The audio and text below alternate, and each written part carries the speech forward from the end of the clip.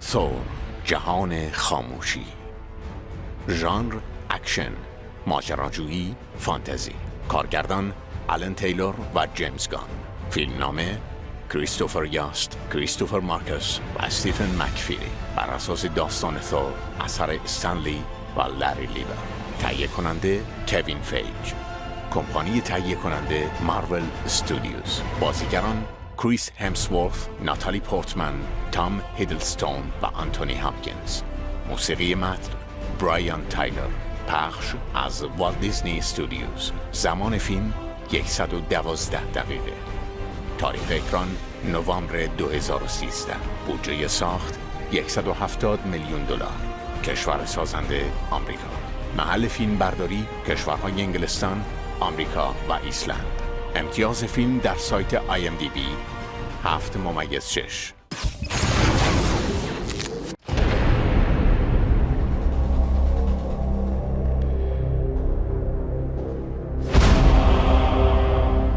Some believe that before the universe, there was nothing. They're wrong. There was darkness. And it has survived.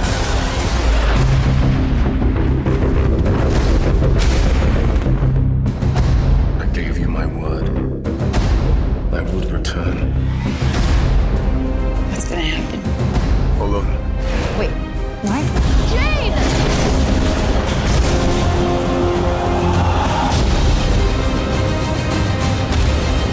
We're from different worlds. Maybe they're separate for a reason. If we do nothing, they'll destroy us.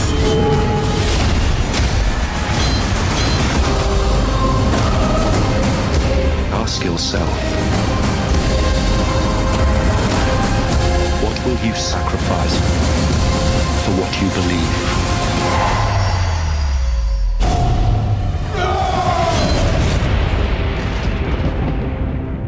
You must be truly desperate to come to me for help.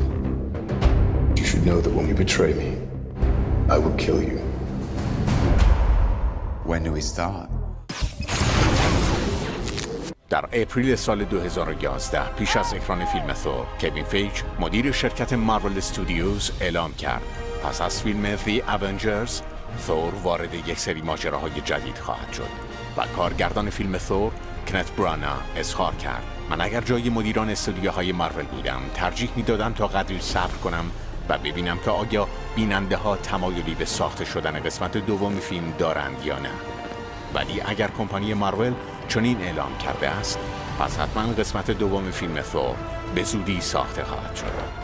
همچنین کوین فیج عنوان کرد: ابتدا میزان فروش قسمت نخست را مورد بررسی قرار خواهیم داد و آنگاه ساخت قسمت دوم را رسما اعلام خواهیم کرد. در ماه جون سال 2011 کمپانی والت دیزنی استودیوز تاریخ اکران قسمت دوم فیلم ثور را 26 جولای 2013 تعیین کرد و کریس همسورث مجدداً برای بازی در نقش قهرمان فیلم انتخاب شد. همچنین مارول استودیوز با امضای یک قرارداد رسمی نگارش فیلم نامی قسمت دوم فیلم ثور را به دان پین که از نویسنده های معتبر قسمت نخست بود واگذار نمود.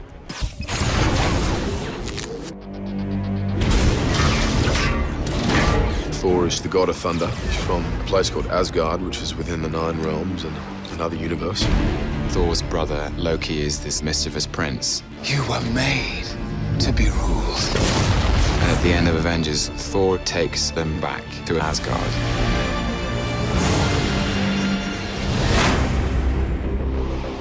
This film really is picking up from Avengers. For Thor, he still has questions about his brother, about why and how did they end up here. That was from New York. I like her. We face an enemy, known only to a few, known only to one. You must be truly desperate to come to me for help. If we do nothing, they will destroy us. Suddenly, Thor and Loki are bound together on the same journey with the same goal, but completely different ways of going about it. You even think about betraying him? And I'll kill you. Ask yourself, what will you sacrifice for what you believe? This film is beyond any of my expectations. It's amazing. There's an epic feel to it. It's hugely exciting.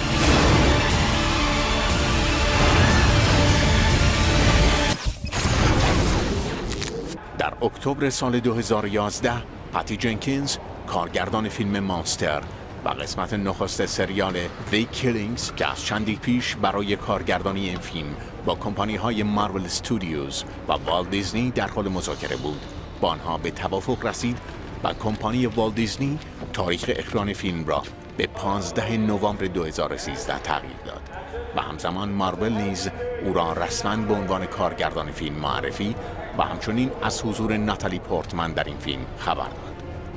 اما دیری نپایید که جنکینز به دلیل یک سری اختلافات از پروژه خارج شد و چندی بعد هالیوود ریپورتر در خبری اعلام کرد که مارول استودیوز برای کارگردانی این فیلم در حال مذاکره با آلن تیلور می باشد که پیشتر با کارگردانی چند قسمت از سریال فانتزی گیم آف ترونز برای شبکه HBO به شهرت رسیده بود و در نهایت طی اعلانی رسمی او را به عنوان کارگردان فیلم انتخاب کردند. در اپریل 2012 کریس همسورث تایید کرد که فیلم برداری این فیلم در آگوست همان سال و در شهر لندن انگلستان آغاز خواهد شد.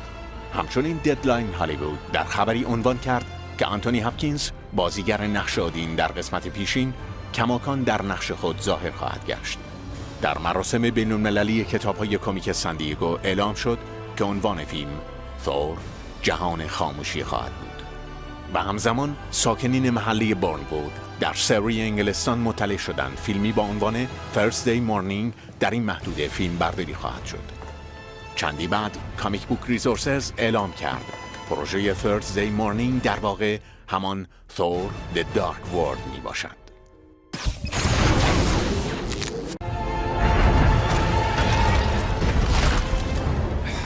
I think you missed a column. Shut up!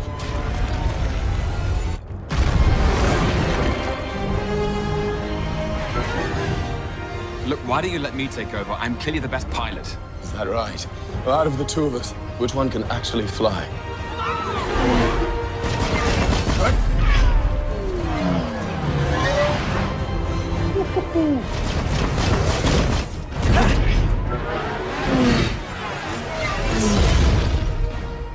Not a word.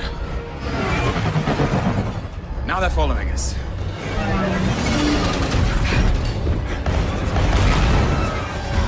Now they're firing at us. Yeah, thank you for the commentary, Loki. It's not at all distracting. Well done. You just decapitated your grandfather.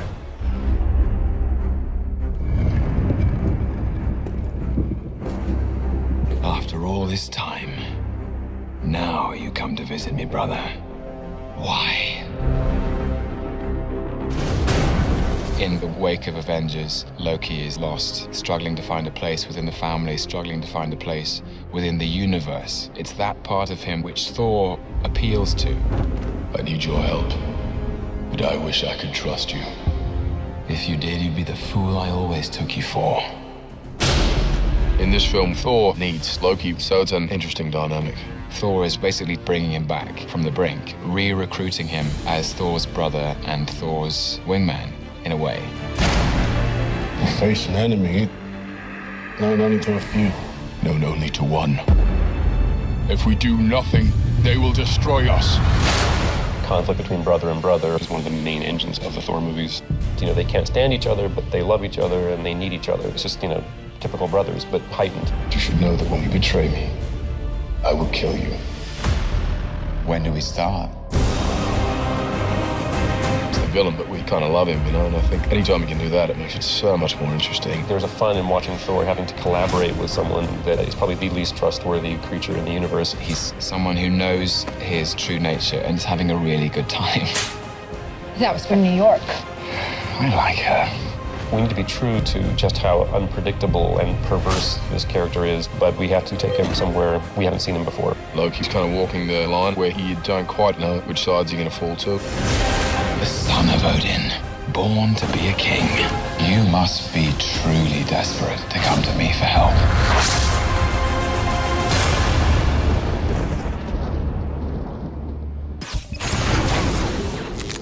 پس کریمر مورگنتال که در گیم آف ترونز با تیلور همکاری داشت دعوت شد تا به عنوان مدیر فیلم برداری مشغول به کار شود و این فیلم نخستین تجربه او بود که به صورت دیجیتالی فیلم برداری می شد. او برای فیلم برداری این فیلم دوربین آری الکسا پلاس را انتخاب کرد و از دوربین رد پیک و کانون 5D مارک II به عنوان دوربین دوم استفاده کرد. همچنین مورگنتال برای الکسا از لنزهای پاناویژن آنامورفیک استفاده کرد و عقیده داشت که این لنزها سبب می شوند تا حس و حال جادویی و اسرارآمیزی در فیلم برداری دیجیتال پدیدار شود و عقیده داشت که این لنزها باعث می شوند تا حس و حال جادویی و اسرارآمیز در فیلم برداری دیجیتالی حفظ شود. فیلم برداری از 10 سپتامبر 2012 در بارنوود سری آغاز گشت و در 12 اکتبر همان سال ادامه فیلم برداری به ایسلند و لوکیشنی که آلن تیلور قسمت‌هایی از سریال گیم آف ترونز را آنجا ساخته بود منتقل شد و بنابر گزارش آیسلند ریویو این پروژه یکی از بزرگترین پروژه‌هایی بود که تاکنون در آن کشور انجام شده بود. اواخر اکتبر فیلم برداری بخش‌هایی از فیلم در دانشکده نیروی دریایی اولد رویال در گرینیچ لندن ادامه پیدا کرد و شپرتون استودیوز در سری، ومبلی، برو مارکت، هیس و استونهنج دیگر محل‌های فیلم برداری بودند و نهایتاً در دسامبر 2012 فیلم برداری این فیلم به پایان رسید. در جولای 2013 دنینگز و آلن تیلور در گزارشی به خبرنگاران اعلام کردند که نیاز است تا برخی از صحنه‌های فیلم که مربوط به هیدلستون و هاپکینز است مجدداً فیلم برداری شود و دلیل این کار را خلق صحنه‌های جدید در نتیجه بازنویسی فیلم نامه عنوان کردند. همچنین جاس ویدن نویسنده و کارگردان فیلم The Avengers مسئولیت بازنویسی برخی از صحنه‌ها را بر عهده گرفت و قسمت‌های میانی فیلم نیز توسط جیمز گان کارگردان فیلم Guardians of Galaxy کارگردانی شد. I love playing the character. It certainly, the trick is each time, to find new ways to make the character would have some sort of advance or growth from the last one and not repeat things you've already done. And that's the trick of director, writer, and the actor obviously coming together and seeing where we're, what's the next step, where we're going to take him.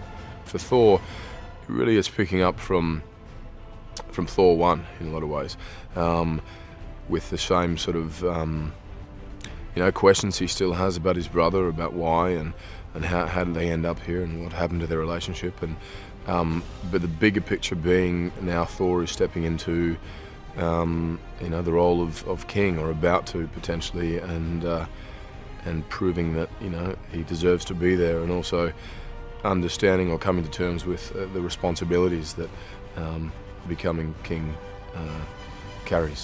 The Dark World is a reference to the planet that the Dark Elves are from, but also I think Alan's take on it was that it's a darker transition into adulthood, if you will,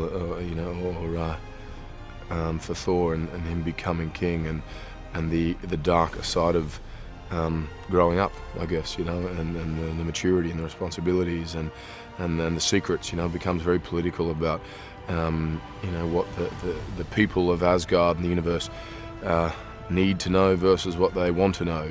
I think I'm always looking for some sort of conflict, and what is it that he's trying to work through, as opposed to just kind of being there and being central to the situation. And I think you got to make sure the hero is certainly is a big catalyst to the resolution. Is not just kind of there to step in at the very end and save the day. You want a journey.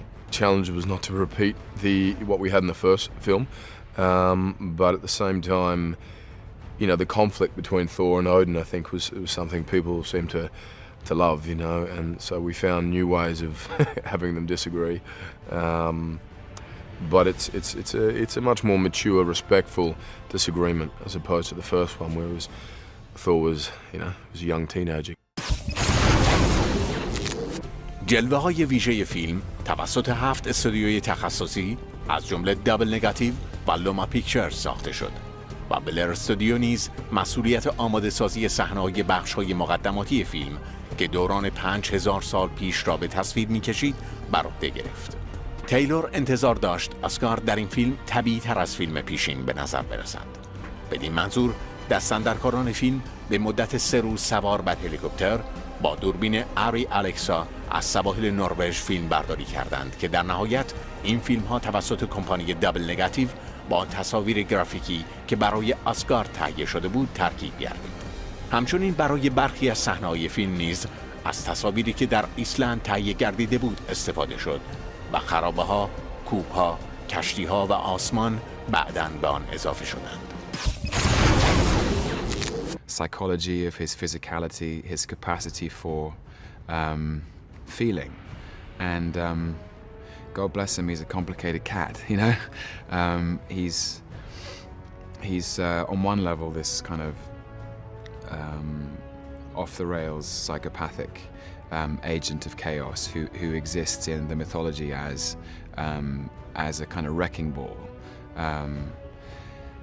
but on a human level.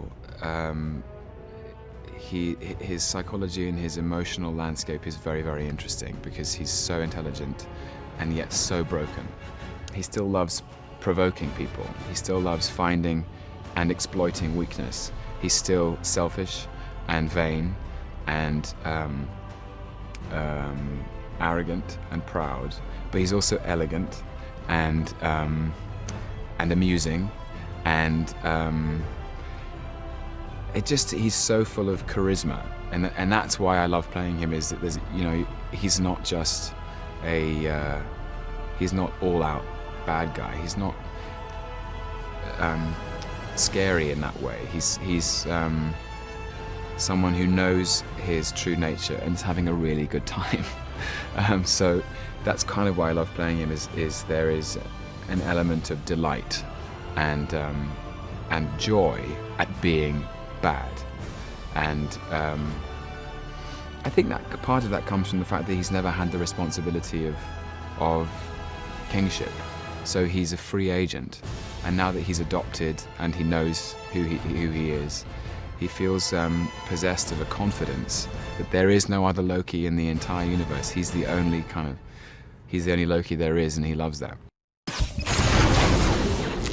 I'm doing a fun little getting to know Asgard. Cool. What would you think would be their biggest export? Magical hammers. What else? It's really good. Yeah. There seem to be a lot of like spices. Anytime there's like a marketplace there, there's always like spices. So That's what I know. Thunder's a pretty big export, wouldn't you say? It's pretty good. Like That's a good without Asgard, there is no thunder. Thunder. Export? I don't know. Rainbow hamburgers? Nice. It's good. Raven droppings. There actually are cultures in the South Pacific that make a big living off of bird droppings because they're very high in phosphorus, I think, or phosphate, something. So I could believe that there's a lot of money made in raven droppings. Probably warriors. That's my guess. Nice. Yes. Alan Taylor said raven droppings. That's disgusting. Alan Taylor said raven droppings. Oh, he would lower the tone. Alan. Raven droppings. Wow. Get your mind out of the gutter, Alan. Disgusting. A local delicacy? Same thing? Yeah. Well, I mean, rainbow, all sorts of rainbow food, perhaps. You know you'd eat that. I would. Oh, in a second. Yeah. Especially if it came from a other realm. Exactly. Local delicacy in Asgard would be toasted frost giants. There you go. And some sort of like squid or something. I feel like there's a lot of water around there. Puffin and smoked reindeer. There's a lot of apples in the Norse myths. Okay. And Loki's always involved. Poisoning them? Yeah. How about like a national drink? Oh, some sort of beer. They've always got those like big steins, right? It's like magical mead or something like that. Mead. Mead, alcohol, you know, from the wells of the ethereal chambers. Does that even make sense? No, that was good. Wells of ethereal This is chambers. There's like good. 3 things that don't even go in the same sentence. Most watched TV show? I feel like I want to involve Sif's like MMA. It's some like Nice. you know, it's like Sif and her training people to be badass. Everybody loves Loki. I love it. There you That's go. the way it's Oh, I would think it would be a soap. The Beautiful and the Damned would be their favorite TV show. There you go. They don't have TV in Asgard. Their life is too exciting and adventurous, they don't need TV. Who would be the most famous Asgardian and the most infamous? Thor and Loki, right? Come on. Yeah. Actually, Odin. Thor's trying to like vie for that spot, but no, Odin's got him covered. I would think the most famous would be Thor and the most infamous would be Loki. Thor would be the most famous and maybe Loki the most infamous. Well, Odin and Frigga and Thor and Loki. Yeah, them, right? Yeah. Has to be. Yeah, it is. The most infamous Asgardian is on my left, I think. Is this guy? Most famous? Maybe Boar. Well, that is a bore of an answer, isn't it? I mean, where is Alan? Throwing in characters that aren't even in the movie. Who do you think he is? When we begin this film, Thor and the Warriors 3 have been sort of peacekeeping. We're trying to police the 9 realms and to restore order. I've got this completely under control. Is that why everything's on fire? Thor might step into the responsibility of possibly being king, and there's an inner conflict about where his place is with Jane on Earth or here in Asgard. He's been sort of keeping track of Jane in a kind of protective way, but suddenly strange things start to happen on Earth because he can't resist going down to try and help. I gave you my word. I would return for you. Jane comes in contact with this kind of evil, powerful force, and Thor is just bent on making sure that he can save her. This time around, we're faced with a force that is almost unconscionably dark and evil, and they're intent on the absolute destruction of Asgard and all its realms, which Earth would be one of them. There's so many pieces in the puzzle, and the scope of this film feels bigger than we'd seen before, and it's fantastic. We're running out of time. The very fabric of reality will be torn apart. I'll find a way to save us all.